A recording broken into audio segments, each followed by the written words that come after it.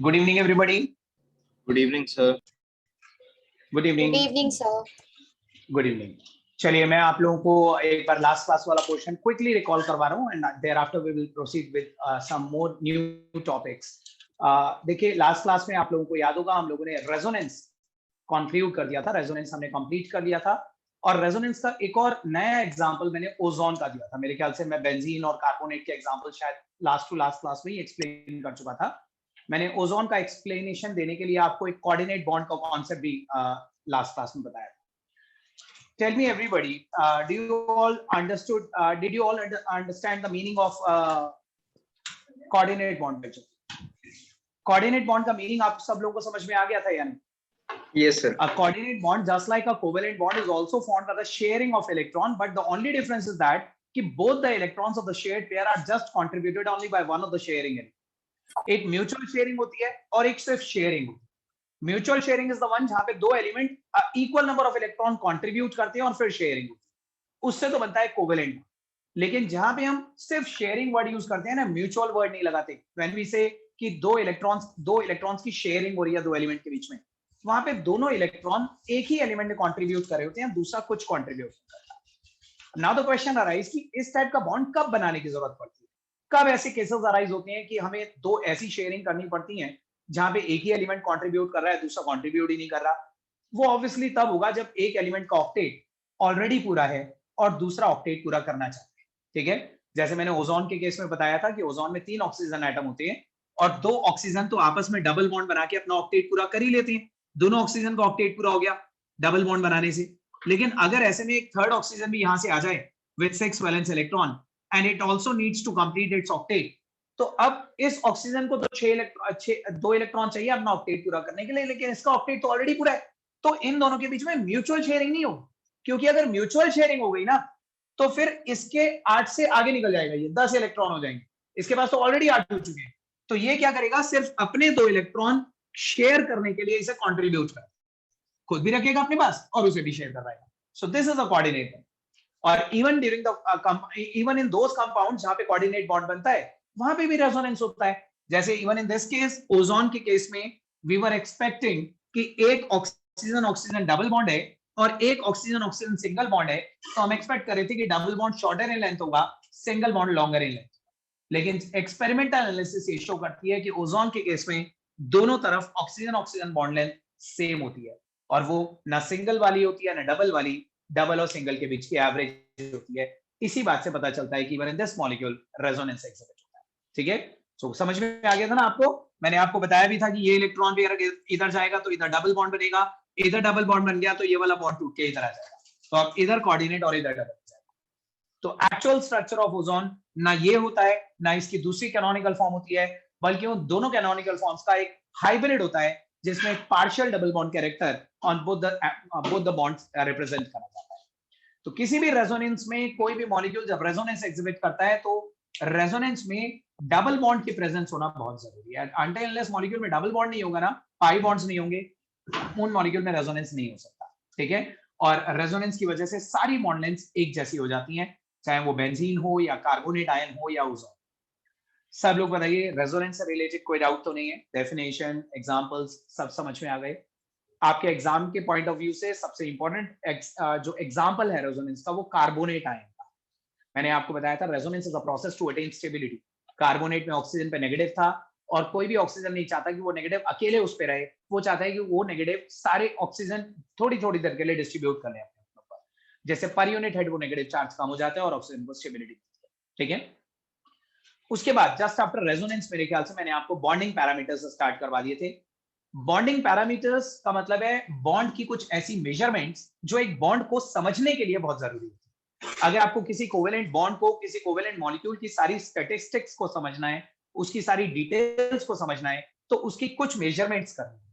और ऐसी 4 मेजरमेंट्स होती हैं जो बॉन्डिंग पैरामीटर्स के अंदर पढ़ाई जाती है। लेकिन अभी मैं इस टॉपिक के अंदर आपको 3 करवाऊंगा, एक जो बॉन्डिंग पैरामीटर है वो हम अलग से एक दूसरे टॉपिक के अंदर करेंगे। 4 बॉन्डिंग पैरामीटर्स के नाम होते हैं bond length, bond energy, bond angle and bond order. Bond order नहीं करवाऊंगा मैं, वो बॉन्ड ऑर्डर शायद हम कल की क्लास में करेंगे, जब हम कल एक्स्ट्रा क्लास लेंगे 2 आवर्स की, तो उसमें मॉलिक्यूलर ऑर्बिटल थ्योरी आएगी तब करवाऊंगा। अभी मैं आपको 3 बॉन्ड पैरामीटर्स करवा रहा हूं, bond length, bond energy and bond angle, जिसमें से शायद मैं बॉन्ड लेंथ आपको करवा भी चुका हूं, पूरा करवा दिया था ना, बॉन्ड लेंथ की डेफिनेशन लिखवा दी थी, ये भी बता दिया था बॉन्ड लेंथ किस चीज पर डिपेंड करती है। ठीक है, देखिए बॉन्ड, सबसे पहले तो याद रखिएगा जब हम बॉन्ड लेंथ बोलते हैं ना, तो हम आयनिक बॉन्ड की बात नहीं करते, हम सिर्फ और सिर्फ कोवेलेंट बॉन्ड की बात करते हैं। ठीक है, बॉन्ड लेंथ का कॉन्सेप्ट ही कोवेलेंट बॉन्ड्स के लिए होता है, और covalent bond is always formed by the overlapping of atomic orbitals. तो जब दो एटम्स ओवरलैप करते हैं, एक दूसरे को पेनिट्रेट करते हैं, इंटरपेनिट्रेट कर जाते हैं, तो after that interpenetration of atomic orbital, दो एटम के न्यूक्लियस के बीच का जो इंटरन्यूक्लियर डिस्टेंस होता है ना, that is called the bond length. So bond length may be simply defined as the internuclear distance between the two overlapping atoms in a covalent bond. And this bond length is always inversely related to the multiplicity of bond. अगर single bond होगा तो थोड़ा longer होगा, double होगा, shorter होगा, triple होगा और shorter होगा। तो bond length inversely related होती है multiplicity। जैसे आपसे इस पे बेस किस टाइप का क्वेश्चन पूछा जा सकता है एग्जाम में? मान लीजिए आपसे एग्जाम में आ जाए कि 4 ऑप्शंस दे दिए जाए आपको, हाइड्रोजन और H2, ऑप्शन बी दे दिया जाए O2, ऑप्शन सी दे दिया जाए N2 और ऑप्शन डी दे दिया जाए से C2। ठीक है, और आपको एक क्वेश्चन दिया जाए कि which of these species will have the shortest bond length, इनमें से सबसे छोटी बॉन्ड लेंथ किसकी होगी? तो कुछ बता सकते हैं? Can anybody tell me the answer? सबसे छोटी बॉन्ड लेंथ किसकी होगी? सबसे छोटी बॉन्ड लेंथ होगी नाइट्रोजन की, क्योंकि नाइट्रोजन में ट्रिपल बॉन्ड होता है, एन ट्रिपल बॉन्ड है। मालूम है ये बात आपको? एन ट्रिपल बॉन्ड एन होता है। नाइट्रोजन के पास 5 वैलेंस इलेक्ट्रॉन्स होते हैं, 1 2 3 4 5। इसी तरह से दूसरा वाला नाइट्रोजन, उसके पास भी 5 वैलेंस इलेक्ट्रॉन्स हैं, और दोनों नाइट्रोजन को 3-3 इलेक्ट्रॉन और चाहिए होते हैं अपना ऑक्टेट पूरा करने के लिए। तो ये 1 2 और 3 म्यूचुअल शेयरिंग कर रहे हैं। एंड ट्रिपल बॉन्ड से ज्यादा बॉन्ड तो बनता ही नहीं है ना, या तो सिंगल होता है, डबल होता है, ट्रिपल होता है। ट्रिपल बॉन्ड से ज्यादा तो बॉन्ड बनते ही नहीं है बीच में। तो ये याद रखिएगा, जहां ट्रिपल बॉन्ड होगा वहीं सबसे शॉर्टेस्ट बॉन्ड लेंथ। तो इस टाइप के क्वेश्चंस आपसे पूछे जा सकते हैं। सही है, क्लियर है ना? ठीक है, सो ये था हमारा पहला पैरामीटर बॉन्ड लेंथ। अब दूसरा पैरामीटर हेडिंग डालिए बॉन्ड एनर्जी। बॉन्ड एनर्जी,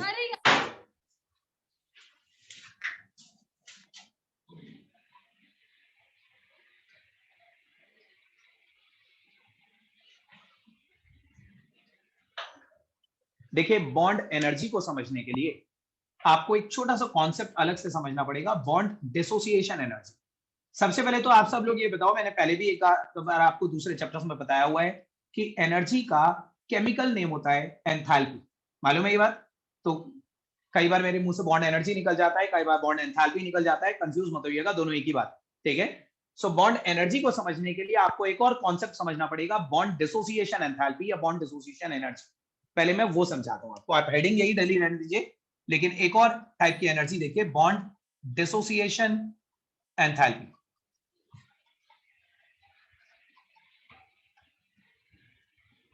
देखो पहले ओरली सुनना है, मैं दोनों डेफिनेशंस लिखाऊंगा, इसकी भी और इसकी भी, लेकिन पहले ओरली सुनिए। Bond dissociation enthalpy is the energy required to dissociate a covalent bond between two atoms in a molecule। एक बार फिर से सुनिए, किसी भी एक मॉलिक्यूल में दो एटम्स के बीच में जो एक कोवेलेंट बॉन्ड बना हुआ है ना, उस कोवेलेंट बॉन्ड को ब्रेक करने के लिए जो एनर्जी लगेगी, that is called the bond dissociation enthalpy. It is the energy required to dissociate a covalent bond between two atoms in a molecule.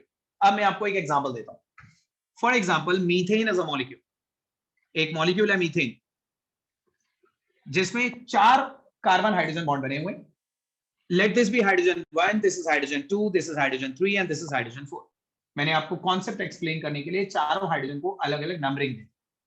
मान लीजिए मैं आपसे कहता हूं कि we need to dissociate the bond between carbon and hydrogen 1। हमें carbon का hydrogen 1 के साथ बॉन्ड डिसोसिएट करना, तो मेरे को इस बॉन्ड को तोड़ने के लिए कुछ एनर्जी देनी पड़ेगी। That energy is called the bond dissociation enthalpy. ठीक है, तो सपोज करो मैंने बॉन्ड डिसोसिएशन एंथैल्पी 1 इस बॉन्ड को तोड़ने के लिए दी। ठीक है, मैंने ये बॉन्ड तोड़ दिया, बॉन्ड डिसोसिएशन एंथैल्पी देखिए, अब हमारे पास 3 बॉन्ड बचे। अब मैं आपसे कहता हूं ये वाला बॉन्ड भी ब्रेक कर, तो इस बॉन्ड को ब्रेक करने के लिए फिर आप एक बार और बॉन्ड डिसोसिएशन एंथैल्पी दोगे कार्बन हाइड्रोजन 2 को ब्रेक करने के लिए। तो हमने एक बार फिर से बॉन्ड डिसोसिएशन एंथैल्पी दी BDE2, और अल्टीमेटली ये वाला बॉन्ड भी हमने तोड़ दिया। अब मैं आपसे कहता हूं कि ये वाला बॉन्ड भी ब्रेक कर, तो इसे ब्रेक करने के लिए फिर एक बार बॉन्ड डिसोसिएशन, जितने बॉन्ड ब्रेक करोगे हर बार बॉन्ड डिसोसिएशन एंथैल्पी देनी पड़ेगी। तो इस थर्ड बॉन्ड को ब्रेक करने के लिए अगेन हमने बॉन्ड डिसोसिएशन एंथैल्पी दी BDE3। अब आपने ये भी तोड़ दिया। अब मैं आपसे कहता हूं कि एक ही तो बॉन्ड बचा है, इसे भी तोड़ देते हैं। सो हम वो आखिरी बॉन्ड भी तोड़ देते हैं और इसको ब्रेक करने के लिए फिर हमने एक बॉन्ड डिसोसिएशन एंथैल्पी दी BDE4। सो मॉलिक्यूल में जितने भी बॉन्ड्स थे एक एक करके आपने सारे ब्रेक कर, हर बार जो आपने बॉन्ड डिसोसिएशन एंथैल्पी दी, अगर इन सारी बॉन्ड डिसोसिएशन एंथैल्पीज का मैं एक एवरेज निकाल लूं, इन सबको ऐड कर दूं, डिवाइडेड बाय 4 कर दूं, क्योंकि मैंने 4 बार दी, तो ये जो आएगी ना, ये होगी bond energy. Bond energy is the average of all the bond dissociation enthalpies in a molecule. Bond enthalpy, bond dissociation enthalpy किसी एक बॉन्ड की होती है, लेकिन बॉन्ड एनर्जी पूरे मॉलिक्यूल की होती है, एंटायर मॉलिक्यूल। समझ रहे हैं आप इस चीज को? अगर कोई एक बॉन्ड ब्रेक कर रहे हो तो वह है बॉन्ड डिसोसिएशन एंथैल्पी, लेकिन एक एक करके आपने मॉलिक्यूल के सारे बॉन्ड तोड़ दिए और उन सारे बॉन्ड्स को ब्रेक करने के लिए जो आपने एनर्जीज दी हर बार, उन सबका एक एवरेज निकाल लिया। That average value will be known as the bond energy.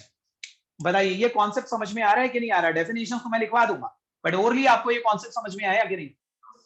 Everybody जो ऑनलाइन है वो बताइए। Yes sir. Yes sir. Okay, Yes, sir. अगर आपको ये समझ में आया तो एक चीज मुझे बताइए, the diatomic molecules containing only one bonds, ऐसे मॉलिक्यूल जिनमें दो ही एटम होते हैं और एक ही बॉन्ड होता है, जैसे HCl।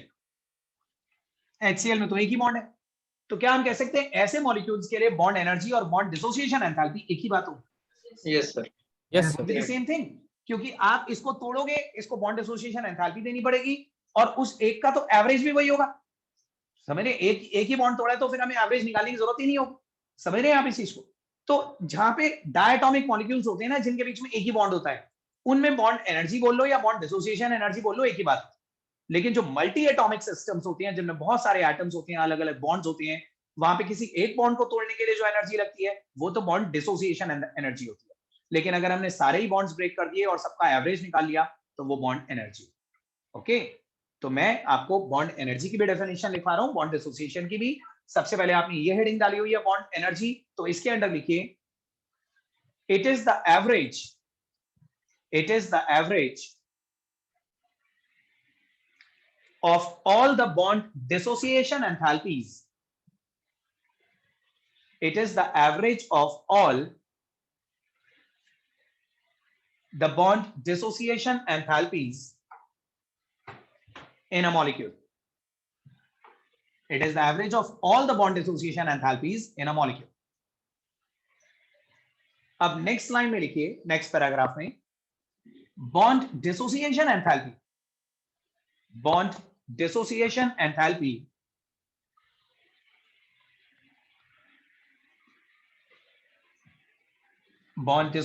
enthalpy is the energy required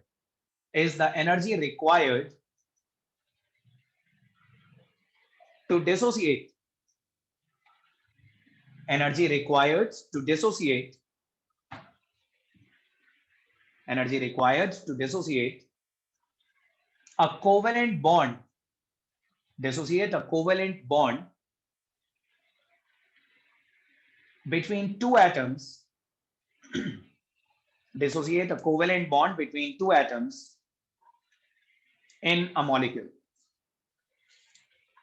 Dissociate a covalent bond between two atoms in a molecule.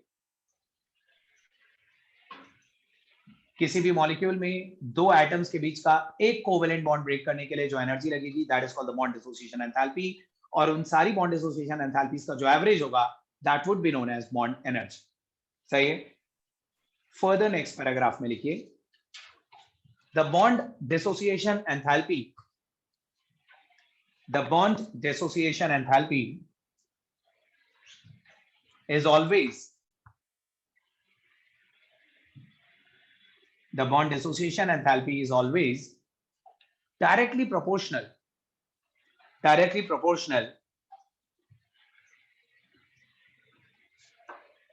to the multiplicity of bonds. Directly proportional to the multiplicity of bonds.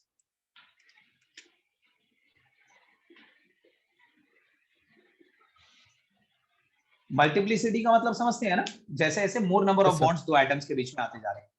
Carbon carbon single bond है, ये double bond मतलब multiple bond हो गया, triple bond में multiplicity और ज्यादा बढ़ गई।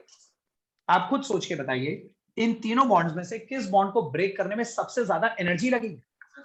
Triple bond. ट्रिपल बॉन्ड को ब्रेक करने में, क्योंकि यहाँ पे bond. आपको सिर्फ एक सिग्मा ब्रेक करना है, लेकिन यहाँ पे एक सिग्मा के साथ एक पाई भी ब्रेक करना है और यहाँ पे एक सिग्मा के साथ दो पाई ब्रेक करनी है। तो क्या हम कह सकते हैं bond enthalpy is directly proportional to multiplicity. जितनी ज्यादा मल्टीप्लिसिटी उतनी ज्यादा बॉन्ड एनर्जी देनी पड़ेगी ब्रेक करने की। ठीक है, तो ये दूसरा पैरामीटर था, this was the second parameter, bonding parameter. And finally we reach to the third parameter, bond angle. Sir एक बार जो पहली वाली वो बता दीजिए।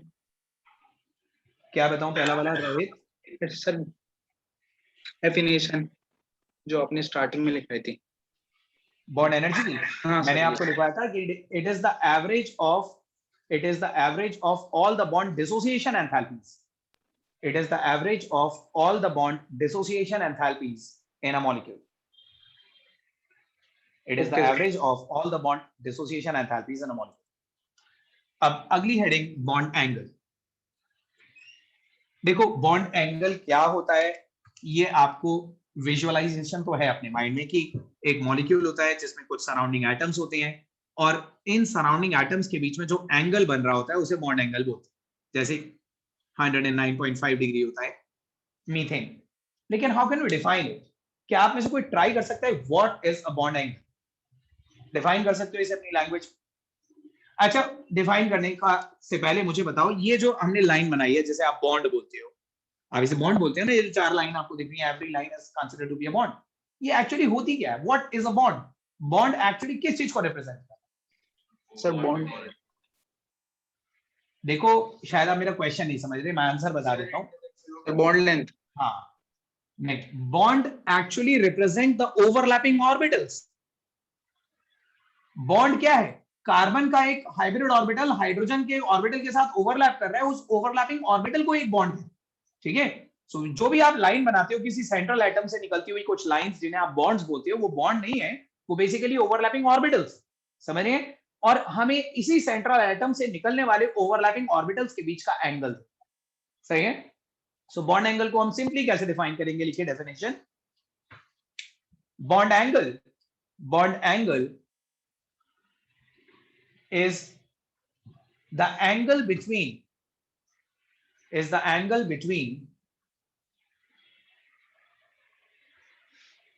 the overlapping orbitals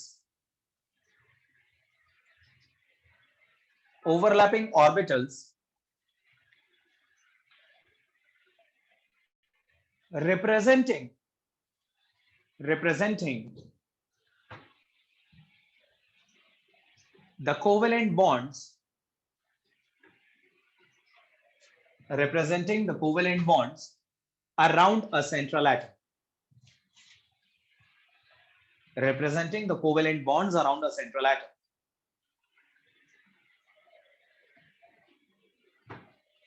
किसी भी मॉलिक्यूल में सेंट्रल एटम के अराउंड बॉन्ड्स को रिप्रेजेंट करते हुए ओवरलैपिंग ऑर्बिटल्स, उनके बीच के एंगल को हम बॉन्ड एंगल बोलते हैं। ठीक है, ये बॉन्ड एंगल, जैसे हमने पिछले दो पैरामीटर देखे, बॉन्ड लेंथ और बॉन्ड एनर्जी, मैंने बॉन्ड लेंथ लास्ट क्लास में करवाया था, that was inversely related to multiplicity. Bond energy मैंने अभी करवाया, that was directly related to multiplicity. क्या आपको लगता है कि बॉन्ड एंगल भी मल्टीप्लिसिटी पे डिपेंड करेगा? नहीं, बॉन्ड एंगल मल्टीप्लिसिटी पे डिपेंड नहीं करेगा। बॉन्ड एंगल डजंट मैटर कि कार्बन सिंगल बॉन्ड बना रहा है या डबल बॉन्ड बना रहा है या ट्रिपल बॉन्ड बना रहा है। बॉन्ड एंगल एक्चुअली मल्टीप्लिसिटी पे ना डिपेंड करके it will be dependent upon the total number of electron pair around the central atom including both loan pair and bond. हाँ, जिस पे ज्योमेट्री डिपेंड करती है, जो VSEPR थ्योरी ने हमें बताया। देखो, अगर किसी सेंट्रल एटम के पास टोटल 2 इलेक्ट्रॉन पेयर है, तो 2 इलेक्ट्रॉन पेयर के बीच में मैक्सिमम एंगल 180 डिग्री रहेगा। लेकिन अगर 3 इलेक्ट्रॉन पेयर है तो 120 डिग्री हो जाएगा, 4 इलेक्ट्रॉन पेयर है तो 109.5 डिग्री हो जाएगा। अब इन 4 में से भी अगर एक लोन पेयर आ जाए और 3 बॉन्ड पेयर तो 107 डिग्री हो जाता है, जैसे अमोनिया में था। तो एक्चुअली यहाँ पे मल्टीप्लिसिटी मैटर नहीं कर रही, यहाँ पे तो मैटर ये कर रहा है कि टोटल इलेक्ट्रॉन पेयर कितने हैं और उन टोटल इलेक्ट्रॉन पेयर में से लोन पेयर कितने हैं, बॉन्ड पेयर। इस चीज पे बॉन्ड एंगल डिपेंड करता है। तो हम ये भी लिख लेते हैं, नेक्स्ट पैराग्राफ में लिखिए, the bond angle the bond angle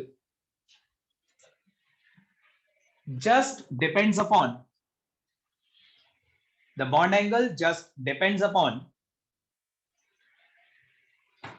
the total number of electron pairs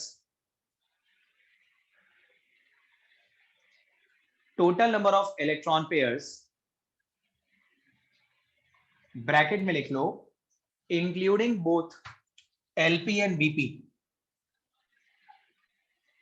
short में इसे LP और BP बोलते हैं, including both LP and BP bracket close around the central atom, मतलब lone pair and bond pair around the central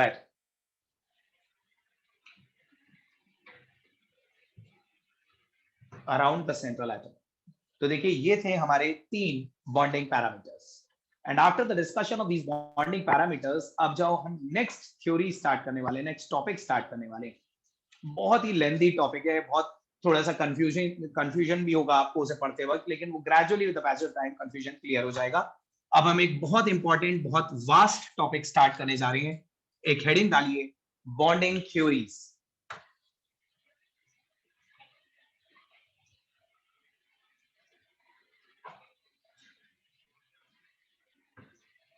bonding theories. देखिए कुछ भी लिखवाने से पहले लेट मी एक्सप्लेन यू कि हम इस टॉपिक में पढ़ने क्या जा रहे हैं, हमें क्या पढ़ना है, पर्पस क्या है। आप सब लोगों को अब इतना कुछ पढ़ने के बाद इस चैप्टर में काफी कुछ अब तक आप पढ़ चुके हो। अगर मैं अब आपसे पूछूं कि अब आपको कोवेलेंट बॉन्ड के बारे में अच्छी तरह पता चल गया कि what is a covalent bond और कोवेलेंट बॉन्ड बनता कैसे, मालूम है आपको कोवेलेंट बॉन्ड क्या होता है और कैसे बनता है, मालूम है? देखिए आप जब 10th में पढ़ के 11th में आए थे तब भी आपको मालूम था कोवेलेंट बॉन्ड क्या होता है, तब भी आप इतना तो बता ही देते थे कि covalent bond is formed by the sharing of electron या म्यूचुअल शेयरिंग ऑफ इलेक्ट्रॉन। लेकिन फिर आपने 11th में ये सीखा कि म्यूचुअल शेयरिंग का मतलब क्या होता है। म्यूचुअल शेयरिंग का मतलब होता है कि दोनों के वैलेंस इलेक्ट्रॉन दोनों न्यूक्लियस के इन्फ्लुएंस में आ जाएं, ठीक है। और फिर आपने एक नई चीज ये भी सीखी कि दोनों इलेक्ट्रॉन दोनों न्यूक्लियाई के इन्फ्लुएंस में तभी आएंगे जब एटम्स पास पास आके ओवरलैप करेंगे। फिर आपने ये भी सीखा कि ओवरलैपिंग भी 2 तरह की होती है, side wise overlapping and head on overlapping. Side wise overlapping से पाई बॉन्ड और हेड ऑन ओवरलैपिंग से सिग्मा बॉन्ड बनता है। तो कोवेलेंट बॉन्ड के बारे में आप ग्रेजुअली छोटी छोटी बातें सीख रहे हो। अल्टीमेटली अब आपको लगता है कि कोवेलेंट बॉन्ड के बारे में आपको सब कुछ पता चले, बट स्टिल अभी भी आपको बहुत कुछ नहीं पता कोवेलेंट बॉन्ड के बारे में। इन बॉन्डिंग थ्योरीज में आपको यही सिखाया जाएगा कि कोवेलेंट बॉन्ड कैसे बनता है। क्वेश्चन यही है कि अभी तक आप सोच रहे हो कि अभी तक हमने यही नहीं सीखा कि कोवेलेंट बॉन्ड बनता कैसे, तो नहीं, अभी नहीं सीखा आपने। इन थ्योरीज में आपको पढ़ाया जाएगा। देयर आर मेनी थ्योरीज जो कोवेलेंट बॉन्ड को एक्सप्लेन करने के लिए बनाई गई। द वेरी इनिशियल थ्योरी जो सबसे पुरानी और सबसे पहली थ्योरी थी, that was the VBT, valence bond theory. लेकिन वैलेंस बॉन्ड थ्योरी के कुछ ड्रॉबैक रह गए थे। उन ड्रॉबैक्स को इंप्रूव करने के लिए एक नई थ्योरी बनानी पड़ी, मॉलिक्यूलर ऑर्बिटल। और सिर्फ यही 2 थ्योरी नहीं है, even molecular orbital theory has certain drawback. उनको इंप्रूव करने के लिए कुछ और थ्योरीज आई जो आपको 12th में करवाई जाए। अभी आपको क्लास 11th में 2 थ्योरीज पढ़नी है। इन दोनों थ्योरीज का मेन पर्पस ये है कि ये आपको ये सिखाएंगे कि कोवेलेंट बॉन्ड बनता कैसे। सही है? लिखिए, एक स्टेटमेंट लिखिए, in order to explain the formation of a covalent bond, in order to explain the formation of a covalent bond,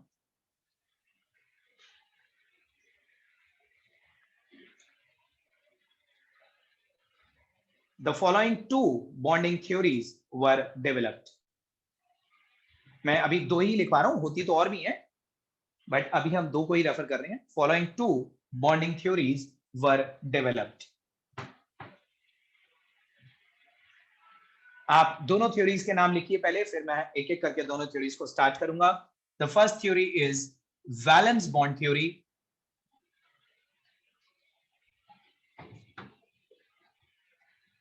abbreviated as VBT, and the second one is molecular orbital theory,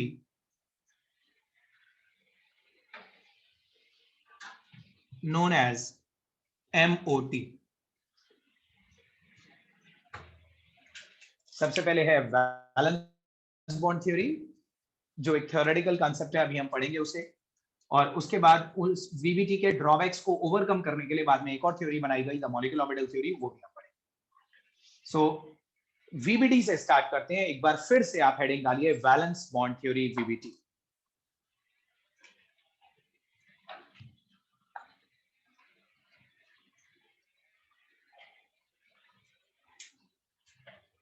एक बार second theory का नाम repeat कर दीजिए।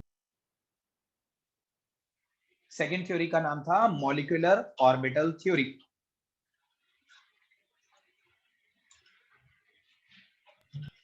Okay,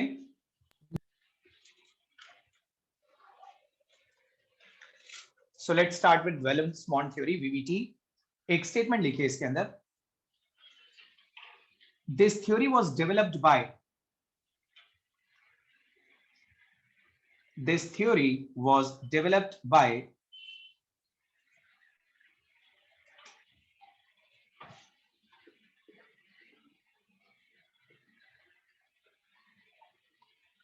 Hitler and London, ये दोनों scientist के नाम है, हिटलर एंड लंदन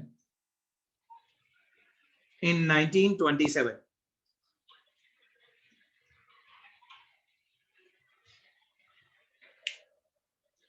तो ये थ्योरी डेवलप करी गई थी 1927 में और सिर्फ 4 साल चली ये थ्योरी, 1931-32 तक अगली थ्योरी आ गई थी। ठीक है, इसके ड्रॉबैक्स को ओवरकम करने के लिए। अब देखिए ये थ्योरी, इसके बारे में कुछ भी लिखवाने से पहले ना ओरली समझिए। आज शायद मैं सिर्फ ओरली एक्सप्लेन करता रहूंगा एंड तक, एंड ऑफ द क्लास, क्योंकि ओरल एक्सप्लेनेशन भी बहुत फास्ट है, बाद में लिखेंगे इसके बारे में। आप सब लोग मुझे बताइए कि कोवेलेंट बॉन्ड म्यूचुअल शेयरिंग से बनता है, और म्यूचुअल शेयरिंग दो एटम्स की दूर बैठे बैठे तो नहीं हो सकती ना। If there are two atoms kept at a certain distance और वो अपने अपने वैलेंस इलेक्ट्रॉन को शेयर करना चाहते हैं, तो दूर बैठे बैठे तो नहीं कर सकते। शेयर करने का मतलब है इसको अपने इलेक्ट्रॉन को, देखो मैं ड्रॉ करके बताता हूं। मान लीजिए ये एक एटम है, ये इसका न्यूक्लियस है, इसका वैलेंस इलेक्ट्रॉन है। दिस इज अनदर एटम, ये इसका न्यूक्लियस है, ये इसका वैलेंस इलेक्ट्रॉन है। और ये एटम चाहता है कि अपने इलेक्ट्रॉन के साथ साथ उसका इलेक्ट्रॉन भी शेयर करे। वो एटम भी यही चाहता है कि अपने इलेक्ट्रॉन के साथ साथ इसका इलेक्ट्रॉन भी शेयर करे। तो शेयर करने का मतलब क्या है? शेयर करने का मतलब है कि इस न्यूक्लियस, ये जो न्यूक्लियस है ना, इस न्यूक्लियस के इन्फ्लुएंस में जितना ये वाला इलेक्ट्रॉन आ रहा है उतना ही ये वाला इलेक्ट्रॉन भी आ जाए।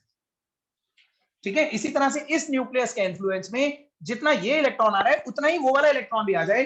Both the electrons comes under the influence of both the nuclear, तो हम बोलेंगे शेयरिंग हो गई। ठीक है, और वो दूर बैठे बैठे तो नहीं हो सकता, definitely they need to approach each other, एक दूसरे के पास आना पड़ेगा। ये तो आपने पहले भी पढ़ा है कि पास आते हैं, ओवरलैप करते हैं। But now the question arise कि पास क्यों आए? क्या इनके बीच में कोई अट्रैक्शन है जिसकी वजह से पास आएंगे? ठीक है, तो वीबीडी ने उन्हीं फोर्सेस के बारे में कंसिडरेशन हमें बताई। वीबीडी ने कहा कि अगर दो एटम बॉन्ड बनाने के लिए पास आना चाहते हैं तो कोई अट्रैक्टिव फोर्स भी तो होनी चाहिए उनके बीच में जो उन्हें पास खींचे। ठीक है, वरना वो पास आएंगे ही क्यों? और अगर अट्रैक्टिव फोर्सेस हैं तो क्या कोई रिपल्सिव फोर्सेस भी हैं? और अगर दोनों तरह की फोर्सेस हैं, अट्रैक्टिव और रिपल्सिव, तो हम डिसाइड कैसे करेंगे कौन सी डोमिनेटिंग है? अट्रैक्टिव फोर्सेस डोमिनेटिंग है या रिपल्सिव फोर्सेस डोमिनेटिंग? फोर्सेस के बारे में कुछ वीबीडी ने हमें कॉन्सेप्ट बताया, वही हमें समझना है। अब आप सुनिएगा ओरली। वीबीडी को समझने के लिए सबसे सिंपल एग्जांपल जो हम कंसीडर करेंगे वो है formation of hydrogen molecule. Formation of hydrogen कैसे बनता है? Hydrogen H plus H gives H2। Suppose कीजिए ये एक स्टेप 1, सपोज कीजिए ये एक हाइड्रोजन एटम है। आपको मालूम है हाइड्रोजन का एटॉमिक नंबर 1 होता है और उसकी कॉन्फ़िगरेशन 1s1 होती है, ये तो मालूम है सबको। तो ये एक हाइड्रोजन एटम है, ये इसका न्यूक्लियस है और ये इसका वैलेंस इलेक्ट्रॉन है। मैं आपको इस न्यूक्लियस को नेम दे देता हूं nucleus of A, and this electron is electron of A, and this hydrogen भी Ha। एक हाइड्रोजन है जिसका नाम है Ha, उसके न्यूक्लियस का नाम है Na, उसके वैलेंस इलेक्ट्रॉन का नाम है Ea। सही है, इससे कुछ डिस्टेंस पे एक और एटम बैठा हुआ है, दिस इज Hb, तो इसके न्यूक्लियस का नाम है Nb, और इसके अंदर भी एक वैलेंस इलेक्ट्रॉन है, उस वैलेंस इलेक्ट्रॉन का नाम है Eb। सही, अब ये दोनों एटम्स एक दूसरे के साथ अपने वैलेंस इलेक्ट्रॉन शेयर करना चाहते हैं। तो वीबीडी हमें यह बताती है कि अगर दो एटम चाहते हैं कि वो अपना अपने वैलेंस इलेक्ट्रॉन शेयर करें तो उन्हें पास को आना पड़ेगा। लेकिन वो पास तभी आ पाएंगे जब उनके बीच में कोई अट्रैक्टिव पुल हो, कोई अट्रैक्टिव फोर्स हो जो उन्हें एक दूसरे की तरफ खींचे, और वो हमें फाइंड आउट करने की कौन सी है वो अट्रैक्टिव फोर्स। तो वीबीडी में हिटलर एंड लंडन ने ये एनालाइज करा कि दो एटम्स के बीच में, हर दो एटम के बीच में, कोई सा भी मॉलिक्यूल जब बनता है, दो एटम जब भी एक दूसरे को अप्रोच करते हैं, तो दो एटम्स के बीच में हमेशा ना सिर्फ कुछ अट्रैक्टिव फोर्सेस होती हैं बल्कि कुछ रिपल्सिव फोर्सेस भी होती हैं, दोनों तरह की फोर्सेस होती हैं। बस ये डिसाइड करना होता है कि कौन सी ज्यादा है, कौन सी ग्रेटर है, अट्रैक्शन ग्रेटर है या रिपल्शन ग्रेटर है। तो देखिए, सपोज कीजिए यहां तक आपको नजर आ रहा है ना, ठीक है, मैं इस बीच लिखूंगा। देखो, क्या हम कह सकते हैं अट्रैक्टिव फोर्सेस, अट्रैक्टिव फोर्सेस दो एटम्स के बीच में, इन दोनों एटम्स के बीच में कौन कौन सी अट्रैक्टिव फोर्स होगी? एक होगी न्यूक्लियस ऑफ ए और इलेक्ट्रॉन ऑफ बी के बीच में। क्या nucleus of A electron of B को पे कुछ अट्रैक्शन डाल रहा होगा? ठीक है, इसी तरह से एक होगी न्यूक्लियस ऑफ बी और इलेक्ट्रॉन ऑफ ए के बीच में, but at the same time दो रिपल्सिव फोर्सेस भी होंगी। रिपल्सिव फोर्सेस कौन कौन सी होंगी इन दो एटम्स के बीच में? न्यूक्लियस ऑफ ए और न्यूक्लियस ऑफ बी के बीच में, और इलेक्ट्रॉन ऑफ ए और इलेक्ट्रॉन ऑफ बी के बीच में। ठीक है, इलेक्ट्रॉन इलेक्ट्रॉन थोड़ा बहुत एक दूसरे को रिपेल करेंगे जब ये पास आएंगे, तो न्यूक्लियस न्यूक्लियस थोड़ा बहुत एक दूसरे को रिपेल करेंगे, लेकिन न्यूक्लियस सामने वाले इलेक्ट्रॉन को अट्रैक्ट करेगा और इसका न्यूक्लियस उसके इलेक्ट्रॉन को अट्रैक्ट करेगा। तो दो आइसोलेटेड एटम्स के बीच में कुछ अट्रैक्टिव फोर्सेस भी होती है, कुछ रिपल्सिव फोर्सेस भी होती हैं, बट अल्टीमेटली दो एटम पास आएंगे या नहीं आएंगे, उनकी ओवरलैपिंग हो पाएगी या नहीं हो पाएगी, बॉन्ड बन पाएगा या नहीं बन पाएगा, ये सब इस बात पर डिपेंड करता है कि इनमें से मैग्नीट्यूड किसका ज्यादा है। गिनने में तो दोनों दो दो हैं, ये भी दो हैं, ये भी दो हैं, काउंटिंग वाइज, लेकिन काउंटिंग पे नहीं जाना। हो सकता है गिनने में दो हैं लेकिन मैग्नीट्यूड ज्यादा हो इन दो, समझ रहे हैं? So we have to focus over the magnitude. तो हमें मैग्नीट्यूड फाइंड आउट करना होता है कि किस फोर्स का मैग्नीट्यूड ज्यादा है।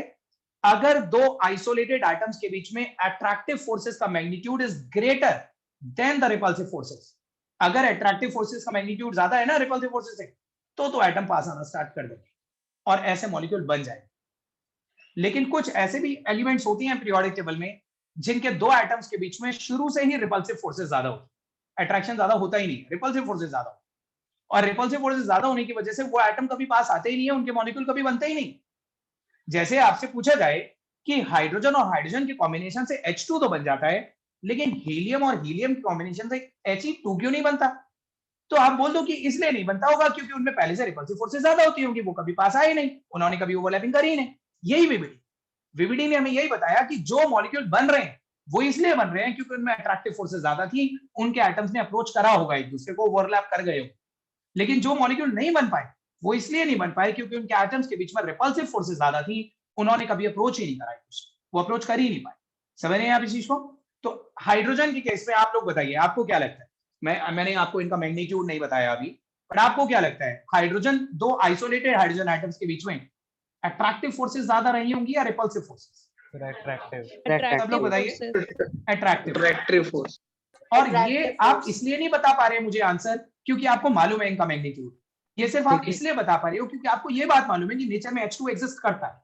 यू ऑलरेडी नो कि हाइड्रोजन तो एग्जिस्ट करता है, तो इसका मतलब ऑब्वियसली अट्रैक्टिव फोर्सेस ज्यादा रही होंगी। ठीक है, तो दो आइसोलेटेड एटम्स, हाइड्रोजन एटम्स के बीच में स्टेप 1 में जब वो दूर दूर रखे हुए हैं, तो यहां पे अट्रैक्टिव फोर्सेस,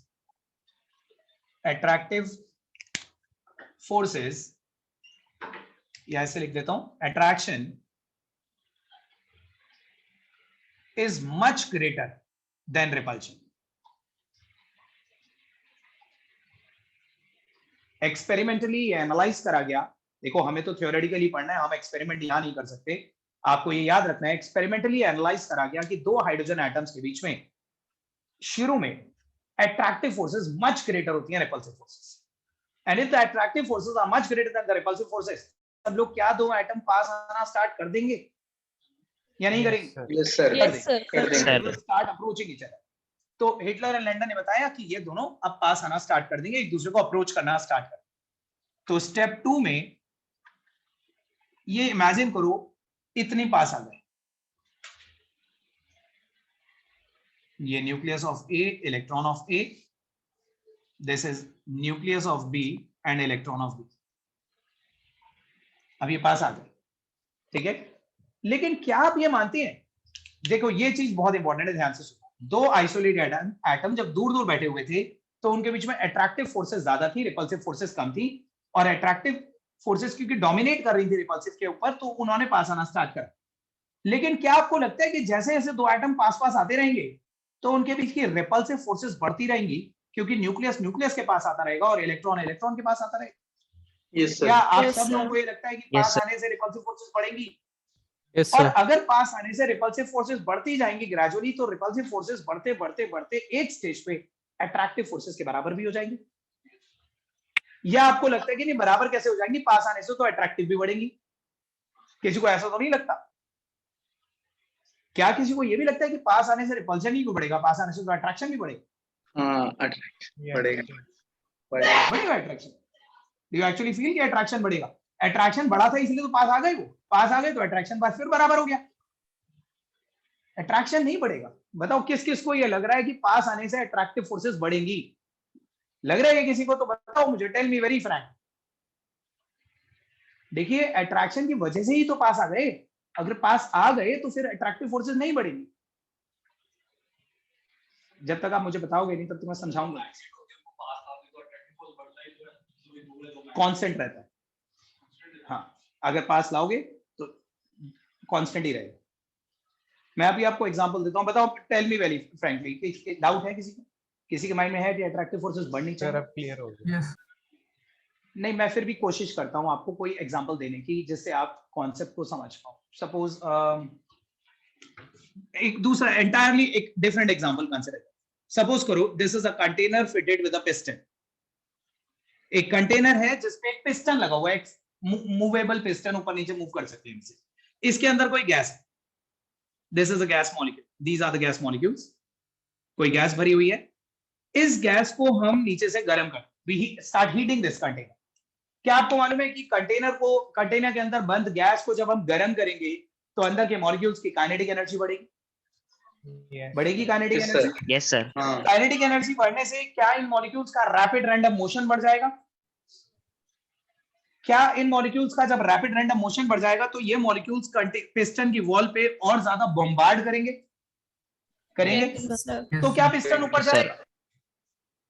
क्या पिस्टन ऊपर जाएगा गर्म करने से या नहीं जाएगा? Yes sir. सब लोग बताइए, मैं कंटेनर को गर्म कर रहा हूं तो क्या पिस्टन ऊपर जाएगा? Tell me. Yeah. मतलब नहीं भी हो सकता, ऐसा हो सकता है?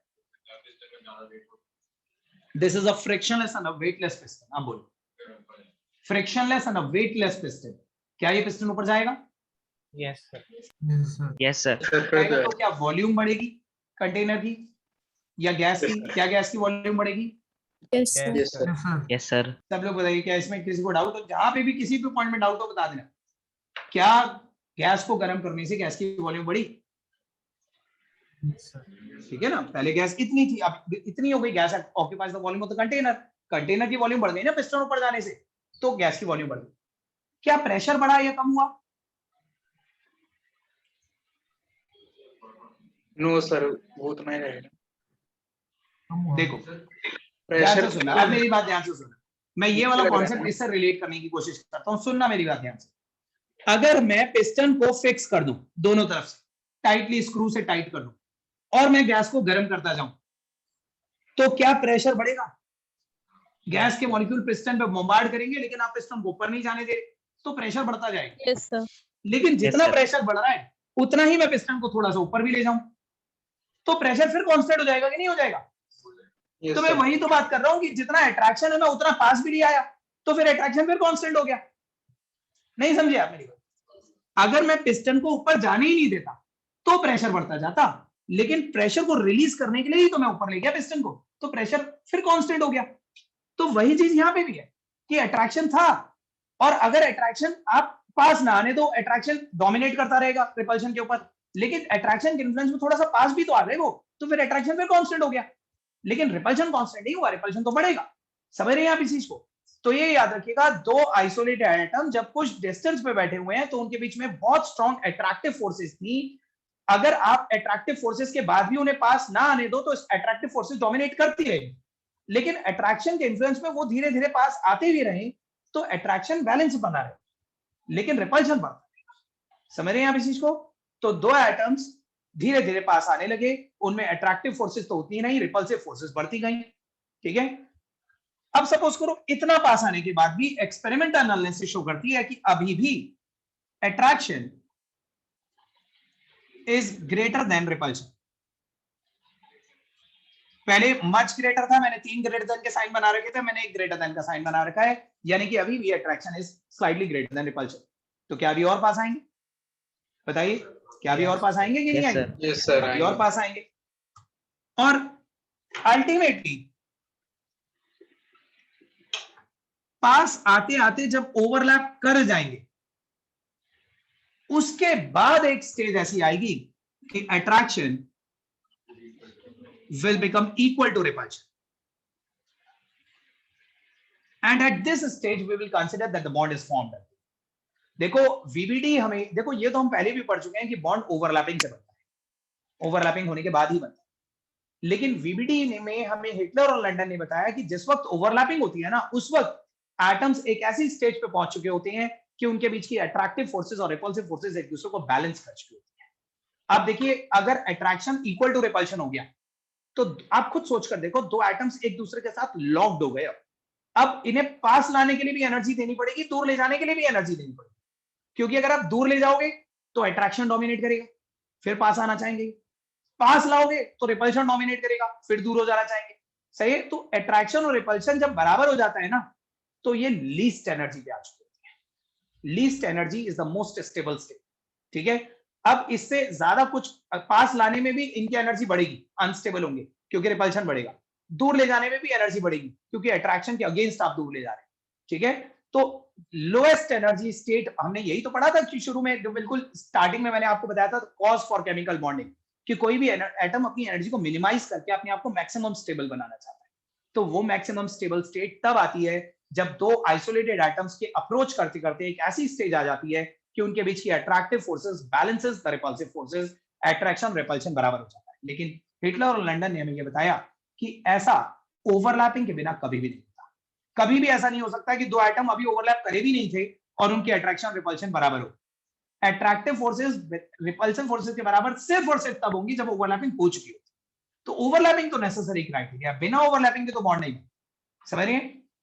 अब सब कुछ आपको क्लियर हो रहा है धीरे धीरे, but the thing is that कि VBD का ड्रॉबैक क्या था? What was the main drawback of VBD? देखो, मैं आपको पहले ड्रॉबैक समझाने से पहले ना एक एग्जांपल पूछता हूं। मान लीजिए मैं आपसे फिर पूछता हूं, क्या H और H पास आएंगे, H2 बनेगा?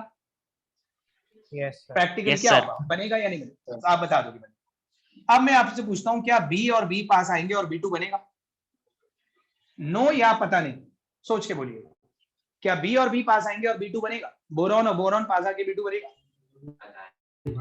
नहीं पता, क्योंकि आपने इसके बारे में पढ़ा ही नहीं। आपको मालूम ही नहीं कि आपको क्लोरीन मालूम है Cl2 एग्जिस्ट करता है, ऑक्सीजन मालूम है N2 एग्जिस्ट करता है, नाइट्रोजन मालूम है ऑक्सीजन O2 एग्जिस्ट करता है, नाइट्रोजन N2, लेकिन हर एलिमेंट के बारे में शायद आपको आज भी नहीं मालूम होगा कि वो कैसे एग्जिस्ट करता है। फॉर एग्जांपल, आप में से शायद रेयरली किसी को मालूम होगा कि बोरॉन B2 एग्जिस्ट करता है या नहीं। फास्फोरस मालूम है P4 एग्जिस्ट करता है, सल्फर S8 एग्जिस्ट करता है, वैसे ही बोरॉन क्या एग्जिस्ट करता है। तो जिन एलिमेंट्स के बारे में आपको नहीं मालूम कि वो एग्जिस्ट करते भी है या नहीं करते, उनमें मान लीजिए मैं आपसे पूछ लूं कि बताइए अट्रैक्टिव फोर्सेस ज्यादा होंगी या रिपल्सिव फोर्सेस ज्यादा होंगी, तो आप बता ही नहीं पाओगे।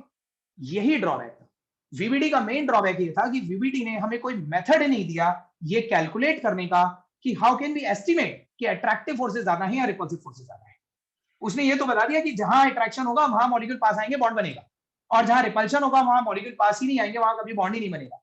लेकिन VBD ने हमें ये नहीं बताया कि हम कैसे डिसाइड करें कि पास आएंगे या नहीं आएंगे। जिन मॉलिक्यूल के बारे में हमने कभी पढ़ा ही नहीं है आज से पहले, जिनके बारे में हमें नहीं मालूम, उन मॉलिक्यूल्स के बारे में अगर कोई हमसे पूछ ले कि अट्रैक्शन ज्यादा है, रिपल्शन ज्यादा है, तो हम कैसे डिसाइड करें? So that was the main drawback of VBD.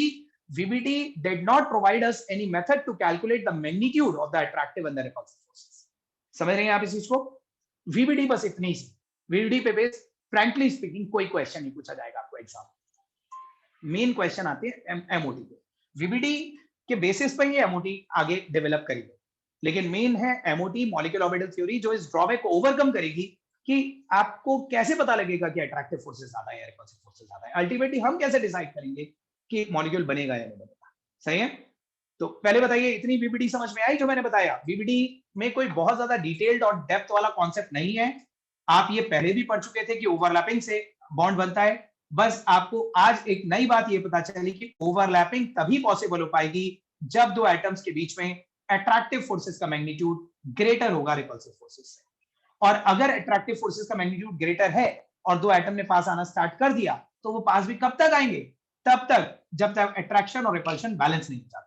और जिस स्टेज पे attractive forces repulsive forces balance कर लेंगे, एक दूसरे को बराबर हो जाएंगी, उसी स्टेज पे मानेंगे कि बॉन्ड बन गया और वो लोएस्ट एनर्जी स्टेट होगी, वो मैक्सिमम स्टेबल स्टेट होगी। बताइए वीबीडी समझ में आई या नहीं आई? ड्रॉबैक क्या था वीबीडी का, एक बार फिर बताओ। खुशी आप बताइए मुझे, वीबीडी का ड्रॉबैक क्या था? सर वीबीडी का ड्रॉबैक ये था कि हिटलर और लंदन ये नहीं बता पाए थे कि जिन मतलब मॉलिक्यूल्स के बारे में हमें पता नहीं है कि वो एग्जिस्ट करते हैं या नहीं, हम ये कैसे पता लगाएंगे कि उनमें अट्रैक्टिव फोर्स और रिपल्सिव फोर्स कितनी है? एग्जैक्टली, बिल्कुल सही। देखिए आपको तो सुनाई नहीं दिया होगा, तो मैं बताता हूँ आपको। खुशी ने बताया कि जिन एटम्स के बारे में हमें मालूम ही नहीं है कि वो एग्जिस्ट करेंगे या नहीं करेंगे, उनके बीच में हम ये कैसे पता लगाएंगे कि अट्रैक्टिव फोर्सेस ज्यादा है या रिपल्सिव फोर्सेस ज्यादा है? This was the drawback of VBT, और इसी ड्रॉबैक को मॉलिक्यूलर ऑर्बिटल थ्योरी ओवरकम करेगी। बताइए अच्छी तरह क्लियर है यहाँ तक की वीबीडी? तो मैं वीबीडी के बारे में आपको लिखवा रहा हूँ। लिखिए, लिखने से पहले ना आप एक हेडिंग डालो वीबीडी के अंदर, कुछ भी लिखो मत। अभी आपने हेडिंग डाल दी है वैलेंस बॉन्ड थ्योरी, उसके अंदर formation of hydrogen molecule heading डाल के सब draw, formation of hydrogen molecule heading डालिए और ये सब कुछ ड्रॉ करिए जो बोर्ड पे है, स्टेप 1, स्टेप 2 एंड स्टेप 3।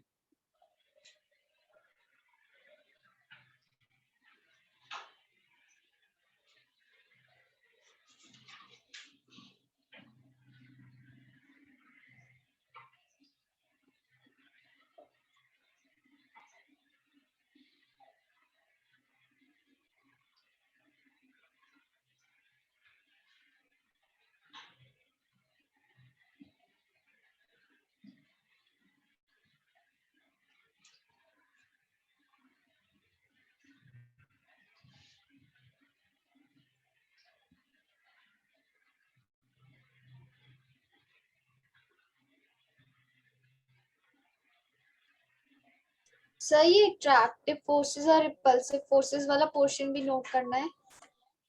हाँ, ये सब कुछ नोट करना है। साइड में स्टेप 1 में कौन सी फोर्सेस थी, स्टेप 2 में क्या हुआ, और ये लेफ्ट वाली भी नोट करनी है कि अट्रैक्टिव फोर्सेस कौन कौन सी पॉसिबल है और रिपल्सिव फोर्सेस कौन कौन सी पॉसिबल है, एवरीथिंग।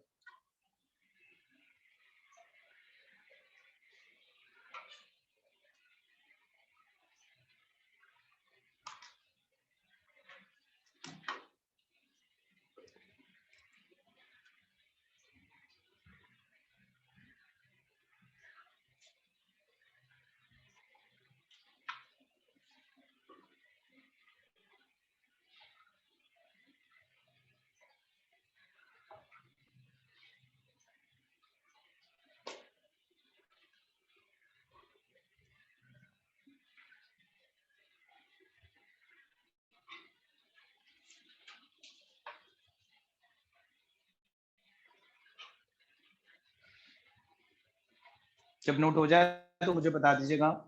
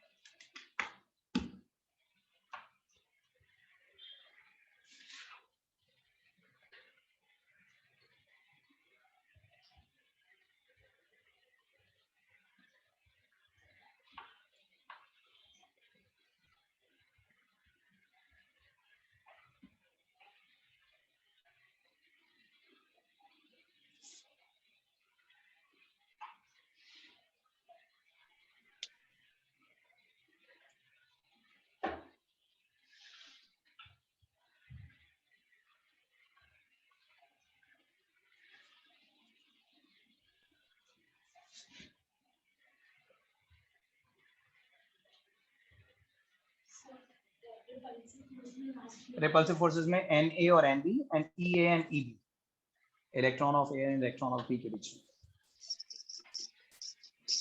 पर मेरा एक आउट है सर इसमें। हाँ रोहित बोलिए, क्या डाउट है?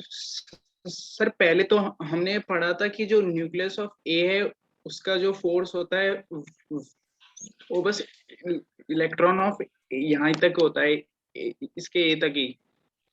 तो सर सर आज आपने कहा कि न्यूक्लियस ऑफ ए का फोर्स वहां तक होता है, इलेक्ट्रॉन ऑफ वहां तक, इलेक्ट्रॉन ऑफ वहां बी तक का मतलब नहीं है कि जब दो एटम बॉन्ड बनाने के लिए एक दूसरे के पास आते हैं, आप उन बॉन्ड बनाने के लिए कुछ एनर्जी देते हो ना। जब जितने भी कुछ केमिकल रिएक्शंस होते हैं, whatever the chemical reaction, they are carried out under certain temperature pressure conditions, कुछ कैटलिस्ट होती हैं। उन कैटलिस्ट के इन्फ्लुएंस में जब चीजें एक दूसरे से रिएक्ट करवाई जाती हैं, तो during that reaction attractive forces dominate हो जाती हैं रिपल्सिव फोर्सेस के ऊपर। और जहां पे भी अट्रैक्टिव फोर्सेस डोमिनेट करेंगे रिपल्सिव फोर्सेस के ऊपर, अंडर प्रेशर लगाने से कई बार होता है कि चीजें पास पास आती हैं, एक दूसरे को रिएक्ट करती हैं। तो जहां पे भी अट्रैक्टिव फोर्सेस डोमिनेट करेंगे रिपल्सिव फोर्सेस के ऊपर, वहां पे बॉन्ड बन जाएगा। और जहां पे रिपल्शन पहले से ही ज्यादा होगा, even after applying the favourable conditions for chemical reaction, कई बार होता है हम चीजों को रिएक्ट करवाने की कोशिश करते हैं, but in spite of that वो रिएक्ट नहीं करते क्योंकि वो इनर्ट होती है। ठीक है, तो वहां पे रिपल्सिव फोर्सेस डोमिनेट ही करती रहती हैं। वहां पे हम उन्हें रिएक्ट करवाने की कोशिश भी करेंगे तो भी वो रिएक्ट नहीं करेंगे। रोहित सर, तो इसमें हमें अपना एक्सटर्नल फोर्स फोर्स होता है। आप ये बोलो कि कुछ फेवरेबल कंडीशंस हर रिएक्शन के लिए हाँ, रिक्वायर्ड होती हैं। कंडीशंस। ठीक है, तो वो फेवरेबल कंडीशंस देनी पड़ती है, वो सब आप पढ़ोगे ग्रेजुअली। Okay, clear? यहाँ तक कोई डाउट तो नहीं है? लिखिए, अब मैं वीबीटी के बारे में आपको एक पैराग्राफ लिखवा रहा हूं। According to VBT,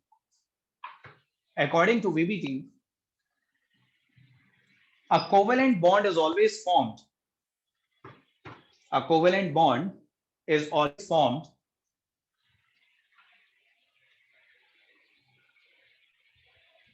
by the overlapping of valence atomic orbitals A covalent bond is always formed by the overlapping of valence atomic orbitals.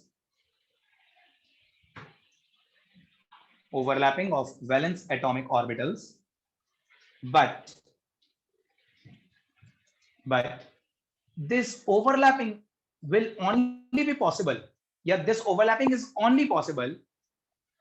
This overlapping is only possible if the magnitude of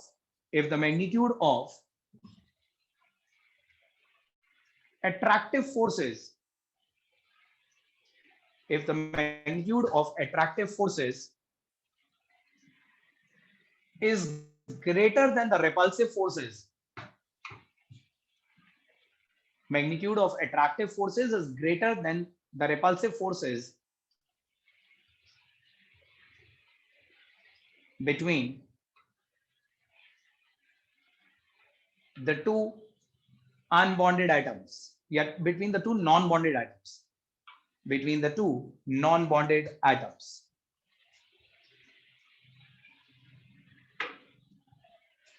Next paragraph में लिखिए, under the influence of attraction, under the influence of attraction,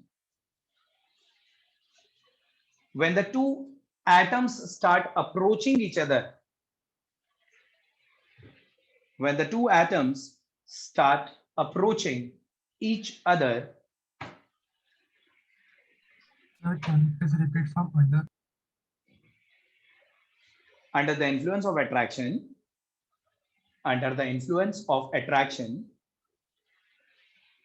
when the two atoms start approaching each other,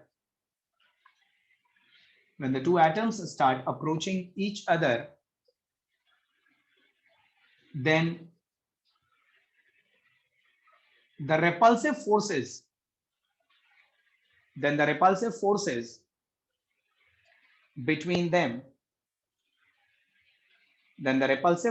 between them gradually goes on increasing.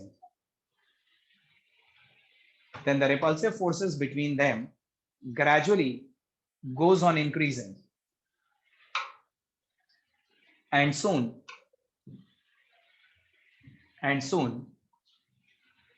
a stage is reached, and soon a stage is reached when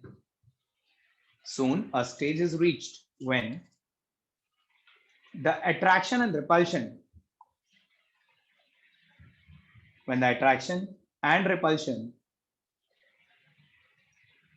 just balance each other. Attraction and repulsion just balance each other.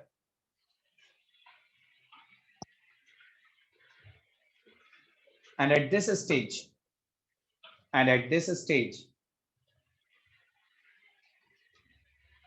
a covalent bond is considered to be formed. At this stage, a covalent bond is considered to be formed.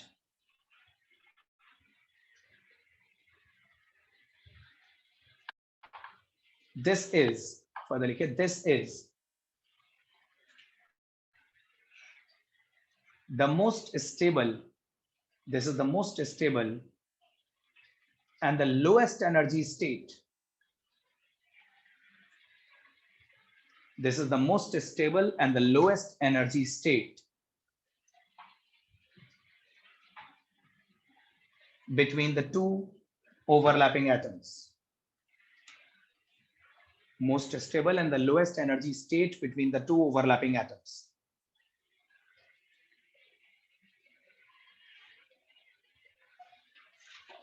ध्यान दिया आपने? मैंने आपको वही लिखवाया जो मैंने आपको ओरली एक्सप्लेन करा था कि under the influence of attraction जब दो एटम्स एक दूसरे को ग्रेजुअली अप्रोच करेंगे तो उनके बीच में रिपल्सिव फोर्सेस धीरे-धीरे बढ़ती जाएंगी, and soon a stage would be reached when the repulsive forces will just balance the attractive forces, और इसी स्टेज पे हम कंसीडर करेंगे कि बॉन्ड बन गया। ये स्टेज एक लोएस्ट एनर्जी की मैक्सिमम स्टेबल स्टेट है। समझ रहे हैं आप इस चीज को? एक लास्ट लाइन और लिख लीजिए, नेक्स्ट पैराग्राफ में लिखिएगा। However, the main drawback of VVD was that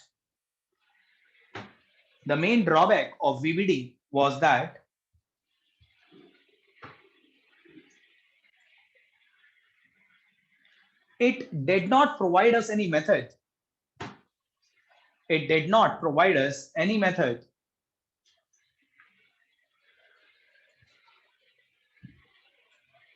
To calculate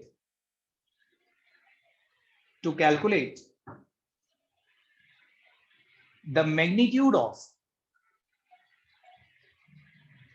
it did not provide us any method to calculate the magnitude of attractive or repulsive forces,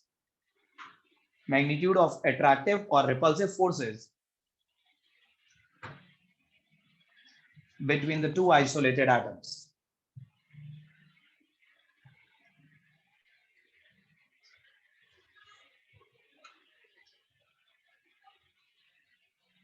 This drawback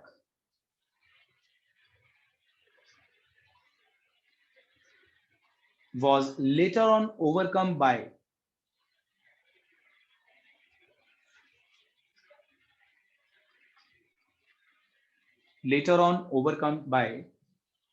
the molecular orbital theory.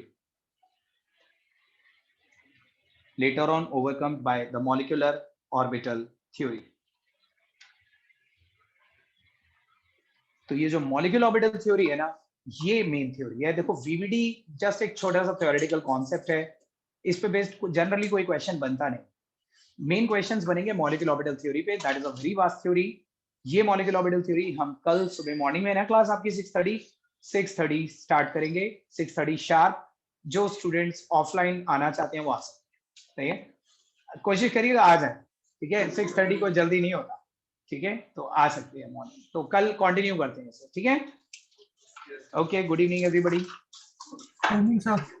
Good evening. Good evening, sir. Good evening, sir.